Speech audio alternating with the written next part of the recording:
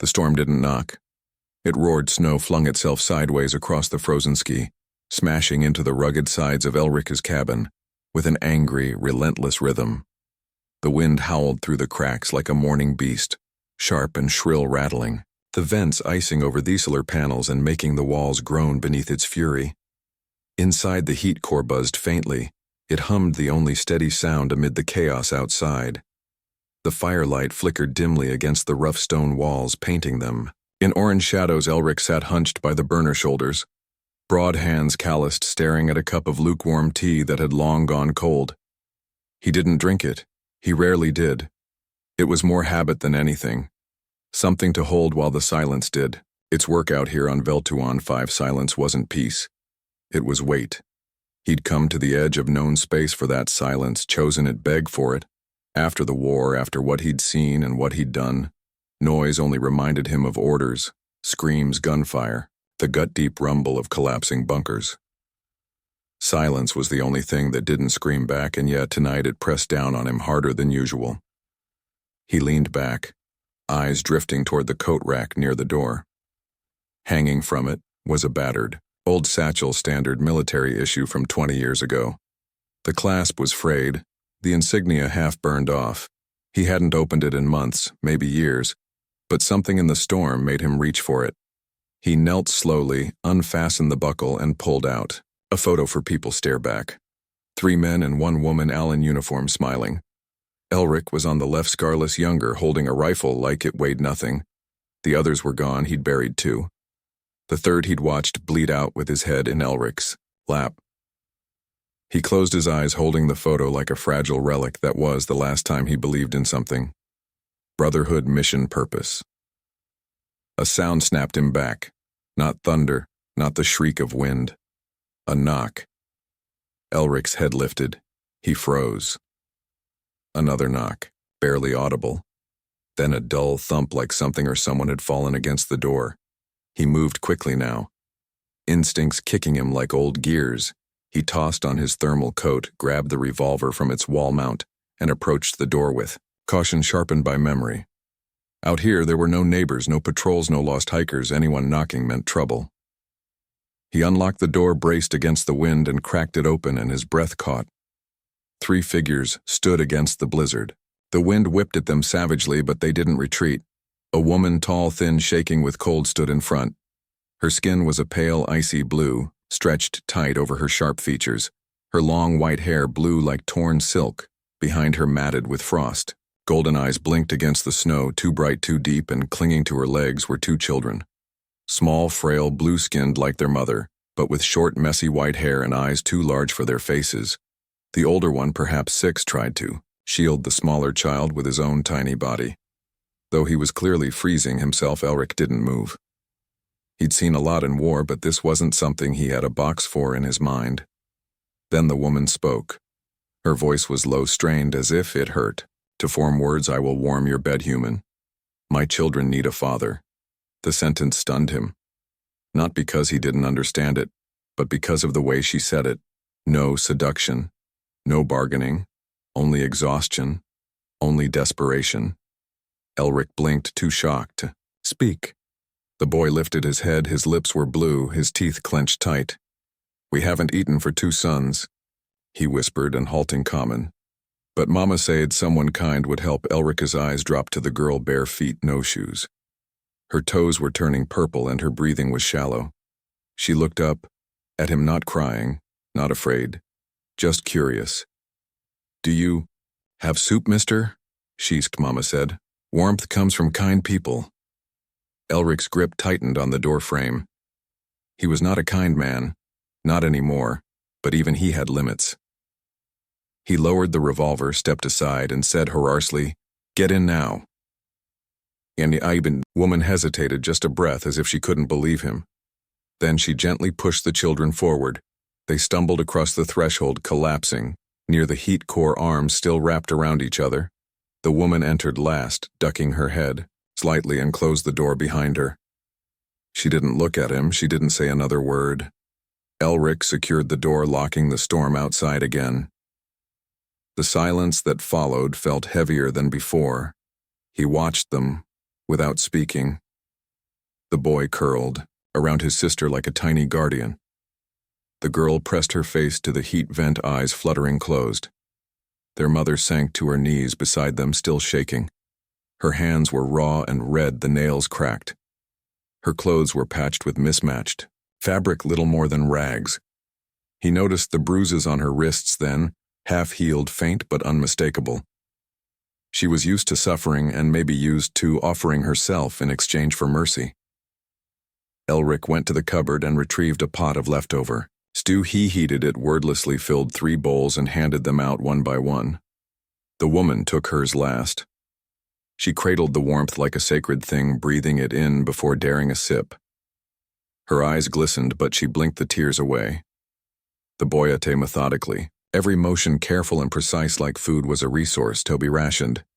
The girl, Tiva, the boy called her, ate too fast, choked and gasped for breath.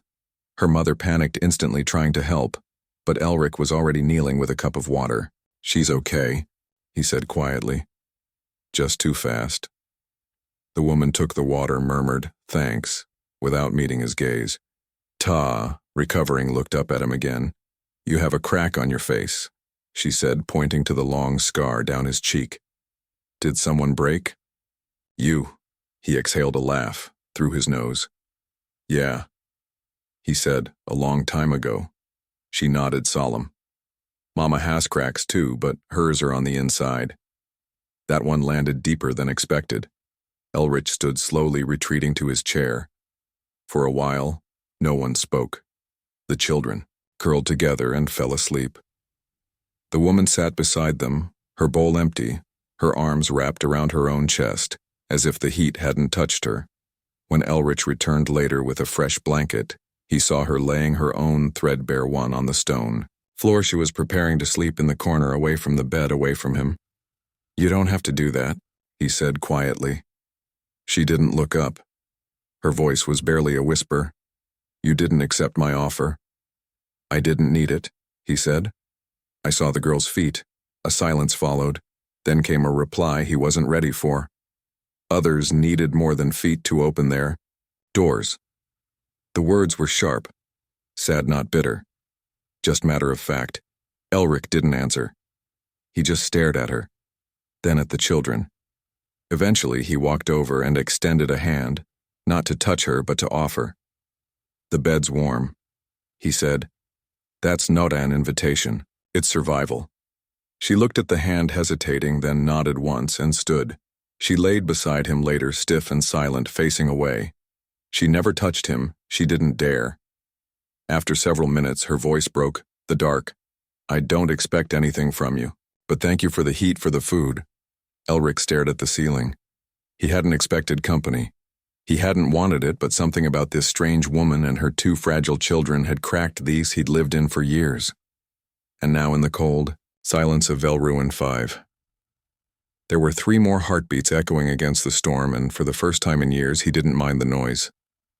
Morning never really arrived on Veltroin. 5, it just became a lighter shade of gray. The storm had buried the cabin completely during the night. Snow pressed against the windows like frozen smoke, half opaque and cold enough to turn breath to frost within seconds. Outside, the landscape was erased. No trees, no path, no sky. Just the sound of the wind still, clawing at the wall, still hungry. Inside, however, the silence had shifted. Elric sat at the tablespoon, turning slowly through a pot of reheated stew. He didn't look at the bowl. His gaze kept drifting to the far end of the room where the woman slept, if you could call it sleep. She lay curled on the far side of his bed, back to him, as still as the dead. Beside her, the 2 children were wrapped in his old blankets, breathing softly. They hadn't stirred since collapsing there last night. Cello, the older one, kept a hand protectively across his sister's back. Even in sleep, T slept deeper, her tiny hand resting over her mouth as if to quiet her dreams. Elric hadn't slept. His body had rested, half slumped in the chair, coat still on, but his mind hadn't stopped. The woman's words from the night before echoed over and over. Others needed more than feet to open their doors. She hadn't said it bitterly. They made it worse.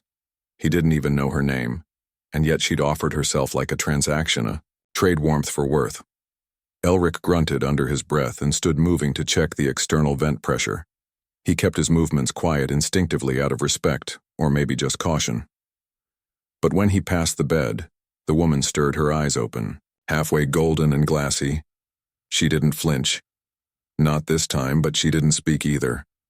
He nodded once. She blinked slowly, then shifted up into a sitting position without a word. Only, then did he realize she hadn't slept. Not fully. Neither had he. They were both just pretending. "You should eat," he said, gesturing to the pot. "It's still warm." She hesitated as if unsure whether the offer was real. Then she moved across the room and sat opposite him. Not close, not far, just careful. He handed her a bowl. She kept it in both hands and brought it to her lips slowly. She drank too fast, coughed once, then slowed herself, her eyes never lifting from the bowl. Her voice, when it came, was softer than the snow against the windows. "My name is Mazari." Elric nodded once. "Elric, I know." That caught his attention. He looked up, frowning. "Ow." She lowered the bowl slightly. "The outpost files weren't encrypted. I read the logs before the evacuations. They said one human stay behind Elric." His brow lifted. "That was years ago." She nodded. "But you're still here?" Eric leaned back. "Did you come looking for me?" "No." She glanced over at the children still sleeping. "I came looking for somewhere. The storms wouldn't find us somewhere. No one would." That answered one question. Maybe not all of it, but enough to make Elric's stomach tighten. "You're running." She didn't deny it. Instead, she stared into her stew and whispered, "I'm hiding." Silence again. He could hear the wind pressing harder, shifting, the snow outside. The heater groaned as it compensated. He stood, poured a cup of heated water, handed it to her. She took it with a nod, hands shaking just enough to betray her exhaustion. He sat again. "What happened?" he asked, not demandingly. "Just tired." She didn't look at him. "My mate died during the war. He was bonded to me. That means more than marriage in our culture. A piece of me went with him afterward. I wasn't complete anymore." "Not in their eyes." Elric said nothing, just listened. "I tried to raise the children alone. I bartered, worked, but alone women were not protected. Not in some provinces, especially not with offspring." Her voice cracked slightly there, but she didn't stop. "They said I was an invitation unclaimed." "It didn't matter that I said." "No, it never mattered." Elric's jaw clenched. She finished her stew, then placed the bowl down gently, as if breaking it would cost her something she couldn't afford. "That's why I said what I said last night. Not because I wanted to, because it worked before." Her eyes lifted slowly to meet his. "I'm sorry." He shook his head. "Don't be Mazari." Let out a breath she'd clearly been holding for hours. Behind them a small voice pierced the quiet. "Is there more soup?" Mr. Elrich Teva stood beside the bed, her white hair sticking up wildly, tiny bare feet curled against the cold floor. Elric immediately rose, grabbed a bowl, and filled it without question. He handed it to her, careful not to spill. She held it like a prize, beaming. Mazari rushed to her, crouching down. "No slow tea, it's hot." T nodded, blew on it dramatically, and looked up at Elric. "Can I call you Papa?" Elric froze. Teva added quickly, "If you say no, I'll wait till you say yes." Mazari looked horrified. T. But Elric didn't interrupt. He crouched beside her, meeting her eyes. "You can call me whatever makes you feel warm," he said, quietly. T nodded, satisfied, and wandered over to sit near the heat core. Cell stirred, now blinking groggy. When he saw Elric, he sat up straighter, immediately alert. "Is she bothering you?" he asked sharply. "She asked a lot of questions." "She's fine," Elric said, standing. "You hungry?" Cello hesitated, clearly trying to gauge whether this was a test. Then he nodded once. "I'll get you some." Mazari stared at Elric for a moment longer. Then she said something that caught him off guard. "She didn't just mean you're cracked." She said. He glanced at her. "Ta," Mazari said, her voice low. When she said you had cracks inside, she meant she sees things others don't. That made him pause, but he didn't reply. Instead, he ladled out another bowl of stew, handed it to Cello, and sat back down. The cabin didn't feel quiet anymore. There was still silence, but it had changed. It wasn't empty. It was full breathing. Elric found himself watching Mazari as she guided Tiva to sit gently brushing snowflakes from her daughter's hair. The girl leaned into her touch like it was the only anchor she had in the world. They weren't just refugees. They were survivors, and somehow they'd ended up here in his silence. He didn't know what that meant yet, but for the first time in years, he didn't want to be alone anymore. Not entirely. The storm outside could keep raging. Inside, the cabin had changed. It had begun to warm. The cold outside had grown quieter, but it hadn't relented. It had merely sunk deeper, settled like dust inside every crevice of the abandoned moon snow, no longer slammed against the walls with fury. It pressed now with silence and weight suffocating in its stillness. Inside the cabin, however, there was warmth not just from the heater that hummed beside the far wall, but from something subtler, something slower. It wasn't comfort yet, but it was close. Elric had woken before dawn. If one could call anything on Veltuan. 5 dawn, there was no sunrise here, just the pale light that occasionally filtered through the snowpack, sky suggesting that the next cycle had begun. He made coffee from a nearly depleted tin and stood at the viewport watching nothing. There was still no horizon, Noski, only white. Behind him, the sound of small feet padding softly across the floor caught his attention. T, wrapped in an old thermal blanket like a tiny ghost, emerged from the sleeping area and stood quietly beside the heater, cold hesked without turning. She shook her head, then yawned. I wanted to say good morning to the warm thing. First, Elri's brow lifted. The heater. She nodded, crouching beside it and touching the metal panel with her fingertips. It keeps us safe. So I say thank you. He didn't know what to say to that. He'd fought wars over resource infrastructure and watched entire cities burn because of failed heating cores. And here this little girl was whispering gratitude to an old machine like it was a guardian spirit. Mazari emerged a few minutes later, her movements quiet and fluid. She didn't speak at first, but she offered Eric a brief nod before tending to her children. She had that distant look again, the one he'd come to recognize as her default state: alert, reserved, quietly preparing herself to be told to leave. She always acted like this might be the last day they were allowed to stay. He poured 2 mugs of hot water and handed one to her without comment. She accepted it with a whisper of thanks, then sat beside the heater with tea and folded her legs beneath her, brushing the child's white hair away from her. Face cell rose more slowly.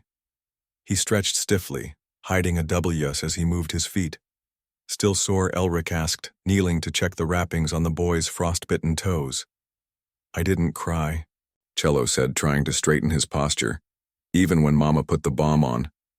That doesn't mean it didn't hurt, Elric replied, carefully unwinding the cloth. The skin was pinker today, less gray. That was a good sign. Cell gave a tight nod but said nothing else. Didn't talk much, and when he did, it was with the cautious precision of someone who'd learned that the wrong words could have consequences. Elric recognized that type. He'd seen boys grow up too fast, on refugee transport ships. Their childhoods crushed beneath the pressure of survival. You're healing, Elric said, rewrapping a foot. Good sign. Cello hesitated, then asked, will we stay here until we're all better? The question wasn't innocent. It was calculated. Cello was probing, trying to guess how long safety might last this time. Elric stood. You'll stay as long as you need to. Mazari looked up, startled, as if the words were an unexpected kindness. The boy nodded once. Thank you. Elri turned to stoke the fire, hiding the way that simple thank you settled into his chest like an unfamiliar weight he'd spent years pushing people away. Letting someone in, especially like this, felt like exposing a wound that had never truly closed. While he worked, he heard soft scratching sounds coming from the heater side panel. At first he thought something inside was malfunctioning. He moved quickly but paused when he saw what it was. T, crouched low with a piece of black charcoal from the fire bin, was drawing on the metal. Slowly, carefully, 3 stick figures, 1 tall, broad, shouldered, 2 smaller, ones on either side. The middle one had a long black line down its cheek. Ta, Masari said sharply, seeing what her daughter was doing. No, don't draw on. She's fine, Elle interrupted. Let her. Tiva looked up at him wide-eyed. I made us. He crouched beside her. Tell me this one's you, she said, tapping the tall figure. Aye. Put your face line the scar. She nodded solemnly. So we know it's you and the other 2, Cello and me. Why are we all holding hands? Because you're in the middle now, like a bridge. That means you hold both of us. He looked at the drawing for a long moment, then stood. He returned a few seconds later with a square of old ration cloth, clean and used here, he said, handing it to her. Next time you want to draw, use this, but that one stays. Tiva beamed. Masari didn't smile. Not quite, but her shoulders eased. Slightly later, while the children napped, Cello sprawled on the cot with one arm flung over his eyes. Teva curled against his side, like a kitten. Masari helped Elric reorganize the ration shelf. She worked in silence for a while, passing him items to log or discard. Then, without looking up, she said, You didn't have to be kind to them. He glanced at her. She continued, voice quiet but steady. You didn't owe us anything. You could have closed the door. He shrugged. They were freezing. It wasn't. A hard decision it is for some. He didn't reply. She didn't stop. Kindness here feels dangerous. I'm still adjusting to the idea that you're not waiting to take something back. Elric set down the tin in his hand. I'm not, he said firmly. Masari nodded, but her hands trembled slightly as she continued working. That tremble wasn't fear. Not anymore. It was tension. A wire pulled too tight for too long. He thought of something she'd said before. I offered because it worked before. The idea that warmth could be mistaken for barter still made him feel sick. I'm not going to ask for anything, Masari, he said quietly. Not now, not ever. She finally met his eyes, and for the first time, there wasn't fear or distance in them. There was silence. But it was a silence made of understanding. That night, they all sat by the heater. The storm outside had softened. Cello carved a small figure from a broken chair leg had given him to practice. Teva hummed while rolling up a bundle of cloth to make a doll. Masari prepared a stew, thin but hot, and Elric simply watched, not from the edges, not as a stranger, as part of it when it was. Time to sleep. Masari didn't go to the floor. She waited. Elric didn't say anything. He simply turned down one half of the bed, then stepped aside. She lay beside him. This time she didn't face the wall. She faced him. Her hands trembled less. The heater clicked softly and the cabin creaked as the storm receded. You're different from what I expected, she whispered. So are you, they said. Nothing more. And in the quiet that followed, the warmth no longer came just from the fire. The day began like all the others since Masari and her children had arrived. Gray light filtered through frost-laced windows and the soft mechanical breath of the heating system struggling to hold its ground against the cold outside. But the stillness inside the cabin carried something new. A subtle heaviness, a quiet crack forming in the rhythm they had built. Cal was already awake when Elric stepped into the main room. He sat at the edge of the sleeping mat, one leg tucked beneath him, the other extended, staring down at the wrappings around his foot like they'd betrayed him in the night. Elric crouched beside him, grabbing the medkit without a word. He'd done this every morning. Unwrap, check the circulation, reapply the bomb. But this morning, Cello didn't lift his eyes. Elric, the boy said, voice flat. Can I go help you today? Elric glanced at him, then back at the foot he was carefully tending. You shouldn't be walking too much yet, skin still healing, I can still help. Not on that foot. You can't. Cell's jaw tightened. I'm not weak. Elric didn't respond. He gently unwound the last of the bandages. The boy didn't flinch, but the toes were still tinged purple at the edges. Better than before, but not fully recovered. You were out there too long, Elric muttered. Cello stared straight ahead, fists clenched. I didn't let her walk on this. And now you're the one hurting. Elric said, his voice softening. That's what being a protector does, but even protectors need to rest. Cow's lips trembled, but he didn't cry. You just nodded stiffly, face burning with frustration. You don't have to prove anything to me. Elric added, I already know you're strong, Cow. Swallowed and blinked hard. But what if I stop being useful? Elric paused, caught off guard by the question. He looked up at the boy, really looked at him. You're not here because you're useful, he said quietly. You're here because this place is better. With you in it, that's enough. Cell said nothing after that, but his shoulders relaxed a little as Elric began rewrapping his foot, careful, steady. Later that day, while Mazzari prepared Athen stew from the last of the dried rootstock, Elric stepped outside to check the solar array. The wind had died, but the snow was piled nearly 2 meters deep. He cleared off the outer vents, hammering through frost while the thoughts in his mind drifted further from the task at hand. He wasn't used to this routine company, the quiet weight of another person's presence lingering in the corners of the room. It wasn't discomfort. Anymore, it was unspoken obligation. Not out of duty, but care.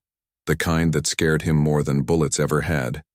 When he came back in, Mazzari was crouched by the fire. Teva played beside her with a makeshift doll, just a rolled rag with buttons for eyes. Cow lay on the cot, carving a piece of wood with deep, careful strokes. Elric leaned his back against the wall and watched them. Watched her. She looked more relaxed now, though her eyes still flicked toward him with that familiar reserve. You want to know? She said suddenly without looking up. Eric raised an eyebrow. About what? Why we ran. Her voice was calm, but her fingers trembled as they stirred the pot. Why I said what I said at your door. I figured you'd tell me when you were ready. She looked up then, golden eyes steady. I'm not sure there is a ready, but you've earned the truth. Elric didn't move, didn't interrupt. She sat back and wrapped her arms around her knees. My people, the Urali, we value bonding. So deep, pairing, it's sacred. When my mate died in the war, they said I was broken. Not just mourning, incomplete, unwhole. Her lips curled slightly bitter. That word was whispered like a curse. Sensing. The tension crawled into her mother's lap. Mazzari's arms instinctively wrapped around her. Where we lived, a woman without a mate is considered unstable, a danger to balance, especially if she has children. They called my son and daughter half-blood, not because of their father, but because of me, because I was no longer whole. Elric clenched his jaw. There were offers, she continued, marriages of convenience, but they didn't want a family. They wanted obedience, body not bond. Her voice was like ice now. The first man who tried didn't ask. The second thought I owed him. The third said, my children would be better off if they forgot I ever existed. She looked up, then not ashamed but tired. So we ran along, silence stretched between them. I came here because the file said, a man lived out here alone, human ex-military. I thought maybe you'd understand what it means to live where no one else wants to. Elle took a slow breath. I do. Her eyes softened, but her voice stayed firm. I didn't come to beg, I came to survive. And when I said what I said that night, it was because the only way I've been let through a door lately was by offer myself. Elric looked down. I didn't mean to insult you. You didn't, he said quietly. You reminded me of that this world is still cruel and still worth resisting. She gave a small nod, and for a moment the silence between them felt like understanding instead of avoidance. Elric stepped closer to the fire and crouched beside it. Want to hear something shameful? She tilted her head. I didn't stay here because I love solitude. I stayed because the last time I tried to return, I didn't belong there anymore. The war stripped something from me. I used to command squads, keep people alive, make the calls no one wanted to make. I buried too many. Left a daughter behind when I deployed. Never made it back in time to say goodbye. Mazzari's eyes softened. When the noise stopped, when the orders stopped, I didn't know what to do with myself anymore, so I ran too, just slower. He gave a half smile, bitter and small. I never thought anyone would come to find me here. Well, she said, I didn't come looking for a soldier, and yet here I am.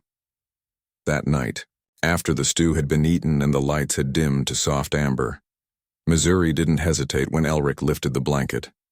She lay down beside him with quiet familiarity now, as if her body had begun to trust where her mind still hesitated. Tiva slept nearby, her tiny hand curled around a corner of Elric's coat. Cello lay silently in the shadows, his carving knife resting beside a small, unfinished figure before drifting off. Elric murmured, "You know, you don't have to explain anything else." "I know," she whispered, "but I wanted you to." They lay in silence for a while, listening to the faint hum of the heater and the wind pressing against the walls. Outside 5 remained a frozen wasteland. But inside that cabin, in the warmth of shared stories and hard-earned trust, something fragile was growing. And for the first time in years, Elric Ward felt like he wasn't just surviving, he was healing. The fall was nothing dramatic, not the kind that would leave broken bones or blood. It was small, quick, ordinary even, but it hit harder than Elric had expected. T had been running again, wild with energy after days of quiet play. Her laughter had been echoing off the metal walls of the cabin like a song chasing the cold out of the corners. Sel had just finished carving a tiny wooden cat, which he proudly showed her before she decided to test its jumping ability. Elric was only a few feet away, crouched near the heater, checking the intake filter. He meant to warn her, "Not so fast," or "Watch the corners," but the words never made it out. Her foot clipped the edge of a low bench. She pitched forward with a squeal, flailed, and landed hard on her arm. The thud was sharp, her cry sharper. He was moving before her scream ended. "Tifa." Mazzari gasped instantly at her daughter's side. Lower got there first. He knelt beside her, his hands already moving to assess the injury. "Let me see," he said gently. She was biting her lip, her golden eyes glassy with pain. Her right arm was curled protectively against her chest. "It hurts," she whispered. "Really bad." Mazzari hovered just above, trembling, trying not to interfere. Elric examined the arm with care. No swelling at the elbow, but the forearm was red and already starting to bruise. He tested her wrist with feather-like pressure. She winced, but nothing. "Screamed, broken, not fractured," he said, "bruised and tender, but she'll keep full movement to sniffled." "Will it fall off?" "Not unless you keep jumping your cat off the furniture," he replied. I got a watery laugh out of her. "I'll make a splint," he said. "Keep it still for a few days." Missouri nodded wordlessly and helped ease tea out of her coat. Elric moved to the supply shelf, pulled out an old ration box, and broke off 2 smooth strips of plastic. He wrapped them gently around the girl's arm with linen, strips improvising with the steady hands of someone who had done this before on the field in the dark with less. Ta barely flinched. "I was brave," she mumbled as the last knot was tied. "You were more than brave," Mazzari whispered, kissing her temple. "You are my strongest star." But Elric wasn't smiling. He sat back, slowly staring at the girl's small, trembling form, her white hair sticking to her cheek, her breath still shaky. Something in his chest tightened. It was that sound, her scream. It was too much like the one he hadn't heard. In time, he rose without a word and walked to the far end of the cabin. His hands found the wall, pressing against the cold metal. He stayed there, silent, shoulders stiff. Mazzari watched him. She didn't speak for a moment, but when she did, her voice was soft, low. Whisper meant for him alone. "You're not panicking because she's hurt," she said. Eric didn't move. "You're panicking because you've heard that cry before." Still, he said nothing, but his jaw flexed just once. Mazzari approached slowly, barefoot, quiet. She didn't touch him, just stood close enough that he could feel her presence like heat. "My daughter," he said at last. The words sounded strange in his mouth, like metal scraped against stone. Her name was Lyra. She was 6. He closed his eyes, breathed in through his nose. "I left for my last deployment thinking I'd be gone 3 weeks. They said it was routine, nothing complicated. I promised her I'd be back before her birthday." He swallowed hard. "She asked me to bring her a stone from the red moons. Said she wanted to paint it and keep it under her pillow for dreams. I told her I'd bring 3." Mazzari said nothing. She stood in stillness, listening. "She got sick," Eric went on. A fast-moving fever. Something rare. It came out of nowhere. One day she had a cough. 2 days later she couldn't breathe. He stared down at his hands as if they still held something they could never let go. My wife, her mother, called my unit, begged them to reach me, but I was underground. Communications, blackout. It took them too long to find me, and by the time they did, he shook his head. I missed her by 6 hours. 6 damn hours. His voice cracked. Just once. When I finally got home, the house was empty. My wife had gone. No Noteno forwarding address, just nothing. Mazzari finally moved. She reached out and rested her hand gently against his forearm. Not to pull, not to comfort, just to say, I'm here. I came here because I thought if I disappeared far enough, maybe I could outrun the sound of it. She didn't respond with pity. Didn't say she was sorry she didn't have to. Instead, she stepped in front of him slowly, carefully, and then she said, I carry my mate's body back myself. They told me I should have left him. That a woman with children had no business retrieving a dead soldier, but I couldn't leave him alone on that field. She looked up at Elric with eyes like molten gold. When I got back, they call me unfit, dangerous, unclean. I didn't follow the rules of grief. I didn't let go when they told me to. Elric met her gaze, and now he asked. Now she said, I'm still grieving, but I'm not alone anymore. She reached up, touched his face softly, reverently. Her fingers brushed the edge of his scar as if trying to map the pain etched into him. You didn't fail her, Elric. Yes, I did. No, she said firmly. You loved her. That's not failure, that's proof. His breath caught. She would have been proud of the man you became. Mazzari whispered. The one who opens his door to freezing strangers who hold a broken child and says she'll be okay. Who gives his only socks to a doll that drew a laugh out of him, a real one. It cracked something open and released the weight pressing on his ribs. They stood, like that for a long moment, the two of them bathed in silence, but not the hollow kind, the full kind, the healing kind. Behind them, the soft sounds of sleep filled the cabin. Tea murmuring, something in a dream. Cells even breathing from the cot. Elric finally said, I don't know how to stop carrying it. You don't, Mazzari said, but you can share it, and when you do, it's lighter. He leaned forward slightly, forehead resting against hers. She didn't pull back. You're different from what I expected, he whispered. So are you. That night, for the first time in years, Elric fell asleep. Not from exhaustion or duty, but from peace. The weight hadn't left, but it no longer sat on him alone. He had handed part of it over, and in return he'd been given warmth. Real warmth. The kind that doesn't come from fire. The kind that starts in another person's arms and stays long after the flames go out. The morning unfolded like a gentle sigh. No storm clawing at the roof. No emergency repairs waiting. Just a stillness that didn't feel empty, but settled, like a blanket finally laid flat after too many days wrinkled with tension. It was the kind of quiet Elric had once feared, the kind that used to feel too fragile to trust. But now, as he stood near the stove stirring a pot of porridge while Tea snored, softly from the bedding behind him it felt earned. The cabin had warmed early that morning, not just from the heater, but from the soft radiance of shared peace. A peace not demanded or declared, one that simply was. Cal was already awake, sitting by the table with a small chunk of wood in one hand, carving tool in the other. The figure he was working on had arms now. Clumsy uneven ones, but it was unmistakably a person. Elric noticed the details, the way the boy had etched a tiny line across the left cheek, the scar. He didn't comment, but a smile tugged at one corner of his mouth. Tea stirred next, groaning dramatically and pulling the blanket over her face. Is it food time already? She mumbled. Smells like it, Cello said, still focused on. The wood. Tea peeked out from beneath the blanket and sniffed the air. It's porridge.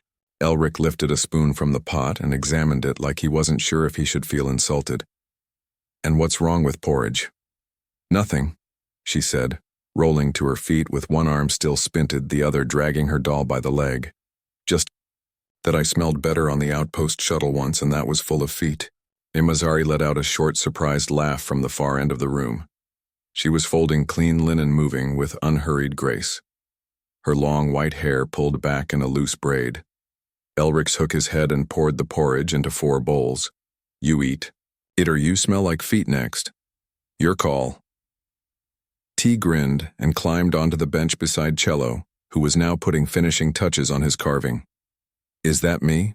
She asked, tilting her head. C nodded. You with your arm bandaged and your big head. My head's not big. It's a little big. I'm growing into it. You're not supposed to grow sideways. Mazzari stepped between them, placing a gentle hand on each of their heads. Eat, or I'll make you smell like feet. They quieted quickly, lips twitching and half-suppressed.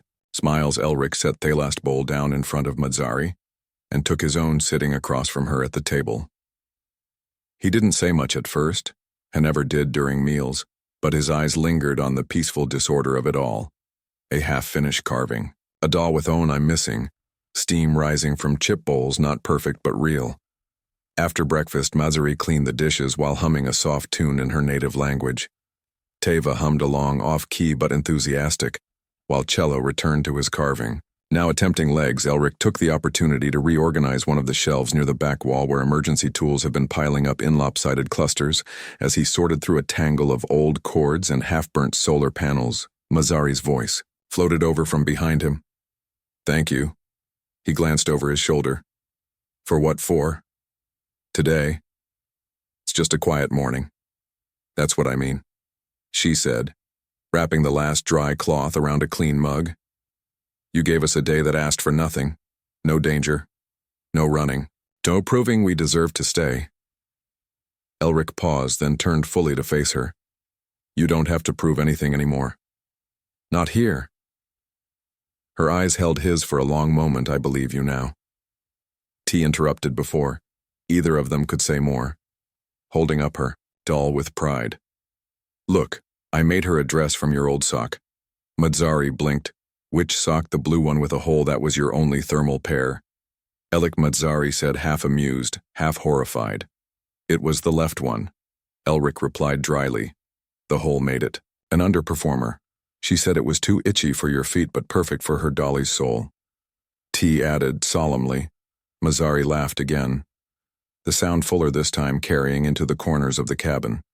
Elbert didn't laugh often, but when he did it was quiet and real, like something exhaled after holding your breath for too long. As the day unfolded, no one asked for more than what was already there.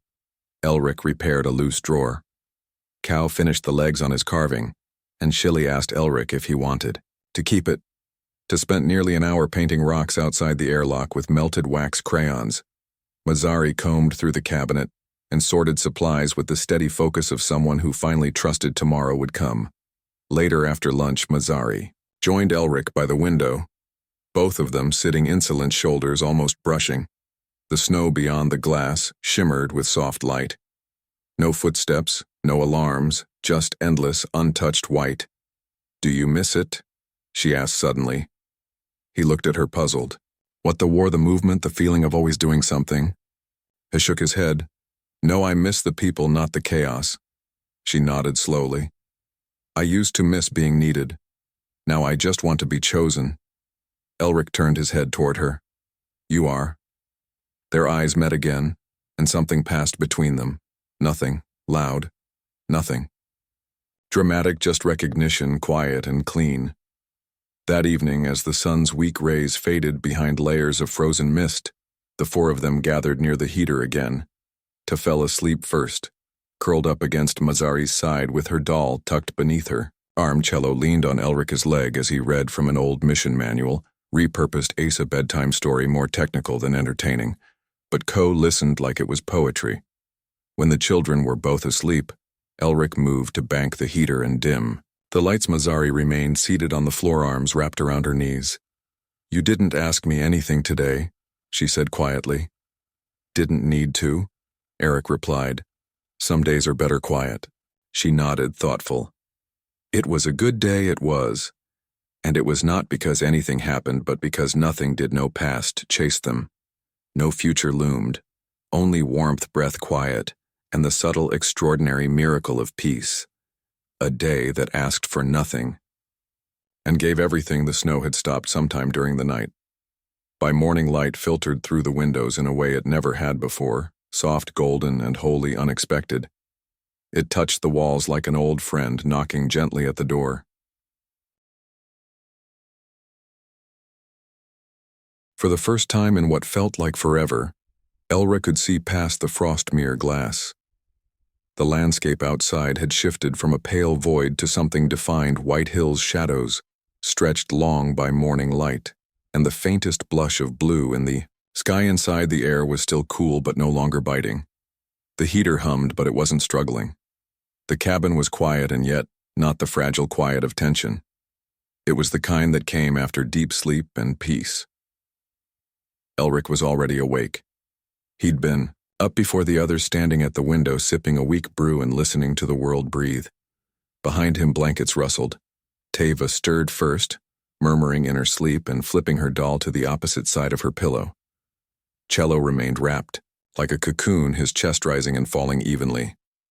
And then Mazzari moved. Elric didn't turn. Heck could hear her bare feet crossing the floor, soft as falling snow. Her reflection flickered faintly in the glass beside his. She stood close, but not touching. "The sky is blue," she said, quietly, her voice still heavy with sleep. He nodded, hadn't seen in a while. "It feels strange." "It does." They stood like that for a moment longer, letting the warmth of shared silence settle between them. Elric set his cup down and finally looked at her. Her hair was a little tousled, lips still marked by sleep. She wore one of his old shirts, now too long on her sleeves rolled. Somehow it suited her more than anything else she'd worn. He studied her face without hiding it this time. The faint lines of exhaustion beneath her eyes were softer now, no longer etched deep. She looked different, in the light, not just less guarded but alive in a way he hadn't let himself hope for. "Sleep well?" he asked. She gave a slow nod. "I think I did." T's sleepy voice cut through the stillness behind them. "Is it a soup day or a biscuit day?" Elric smiled. "Biscuits if someone didn't finish them all yesterday." "I only had 4, you had 5, Cello mumbled without opening his eyes. "I shared one with my dolly, so technically 4.5. Mazzari stepped away from the window, brushing T's hair gently. "Wash first, then biscuits, no arguments." As they moved into their morning routine, Elric remained by the window a little longer, watching them. It still amazed him how quickly they'd made the cabin feel like something more than shelter. It felt like a home. He'd spent years building its walls, but they had filled the space between them. After breakfast, Cello and T played a quiet game near the heater, while Mazzari washed the dishes. In the small sink, humming softly, Elric dried them beside her, their arms brushing occasionally in the narrow space. It was one of those casual moments, mundane even, but in the corner of her mouth he saw something that hadn't been there before: a small, private smile. When she turned toward him to pass the last bowl, their hands touched. Nothing dramatic, just fingers brushing over ceramic. But the warmth, there lingered. She didn't pull away. Neither did he. Her gaze met his, held it, and this time she didn't. "Look away, I used to dream about a place like this," she said quietly. He let that settle. "And now I don't have to dream." He dried his hands slowly. "Mazzari." She stepped a little closer. "Yes, I don't want you to feel like you owe me anything. I don't. I'm not good with words. You don't have to be." His breath caught slightly when she lifted her hand, fingers brushing the side of his face. Her thumb rested gently against the edge of his scar, tracing the rue line like it was something worth memorizing. "You were the first place we landed that didn't hurt," she whispered. And before he could think, before he could say anything more, she leaned forward and kissed him. It was a quiet thing. Not rushed, not hungry, just steady. Sure, her lips were soft and cool at first, but the warmth between them grew quickly. His hand found the side of her waist, steadying her, grounding both of them. The kiss deepened slightly. Not intensity, but in meaning. It wasn't about passion. It was about arrival. When she pulled back, her eyes stayed closed for just a breath longer than his. and when they opened, she looked lighter, like something heavy had finally slipped from her shoulders. "You're not what I expected," she said. He smiled faintly. "You either?" From behind them, a small voice piped up. "Are you kissing?" Tiva stood by the heater holding her doll upside down. Her expression was half curious, half scandalized. Mazzari blinked, then chuckled. "Yes, sweet one, we were. Does that mean we're married now?" "No," Mazzari said. "It means we care about each other." "Oh." Tiva nodded wisely. "That's even better." Cello didn't look up from his carving. "You owe me 3 biscuits if they kiss again before supper, deal." T whispered her doll. Elric laughed. Really laughed for the first time in years. It surprised. Even him. How natural it felt, like air rushing into lungs he'd forgotten how to use. Mazzari stepped beside him and rested her head against his shoulder, her hand finding his and curling her fingers around his palm. They stood there for a while as the sunlight crept across the floor, stretching warm fingers over the blankets, the half-finished drawings, the carved figures and crooked tools and chipped bowls. Everything imperfect, everything real. Later, as the sun dipped low, Mazzari looked out the window and murmured, "When spring comes, maybe we plant something." Elbert glanced at her. "You think the soil's good enough? I think we are." That night, after the children fell asleep, they shared the bed, not out of necessity but choice. No fear, no flinching, just warmth. And when the lights dimmed and the cabin fell, silent again, Elric reached out and gently pulled her close. Not because he had to, but because he wanted her there. Not for survival, but for life. Because home wasn't where you hid from a cold. It was where you let someone kiss you until you forgot what loneliness ever felt like.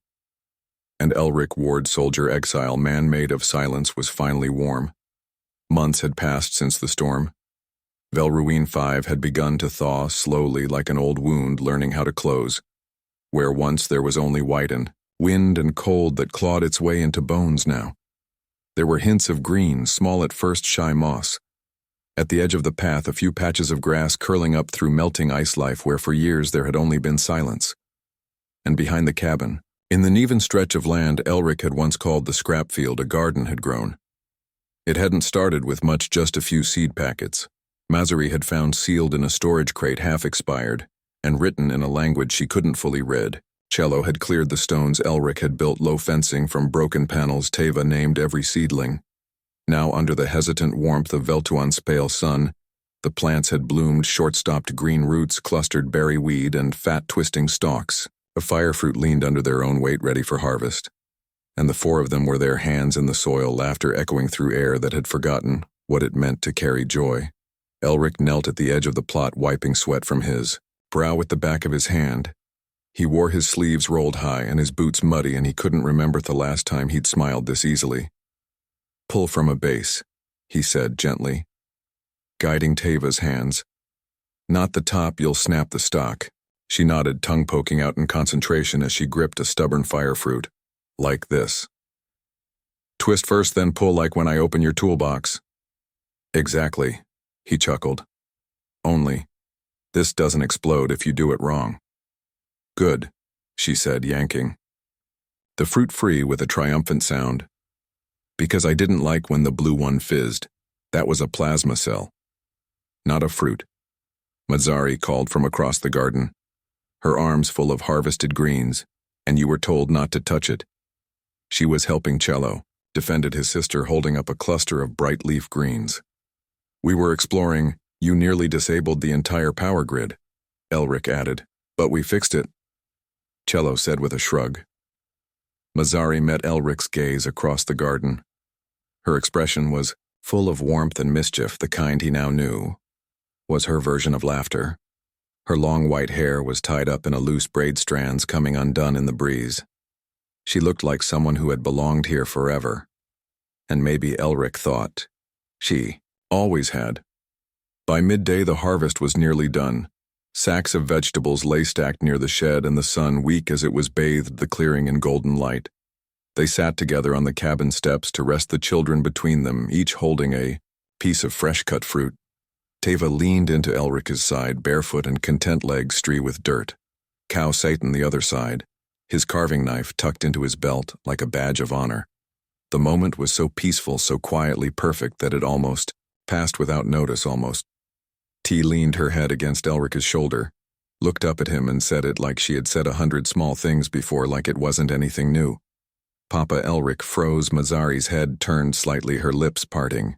But she didn't interrupt. Sel shifted, folding his arms across his chest like he'd been waiting. Yeah, El said, careful. T held up a berry-stained hand. I think this one's for you.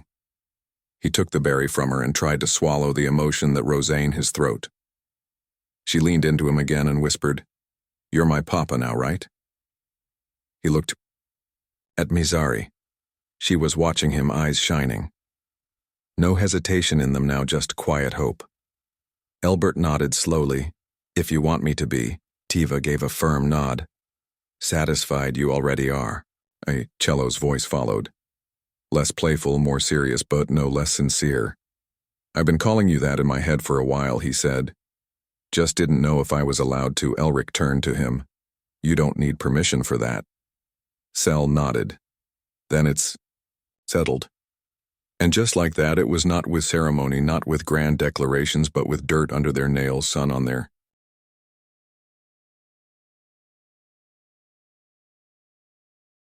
backs, and the weight of the past finally light enough to breathe beneath later. When the children had gone inside to wash up and argue over who got the last piece of dried fruit, Elric remained on the steps beside Mazari. They sat in silence for a while, watching clouds drift lazily over the thawing sky. Then Mazari leaned her head on his shoulder. You always imagine it like this? She asked. He thought about it, then shook his head. I didn't imagine it at all. I never let myself. She smiled.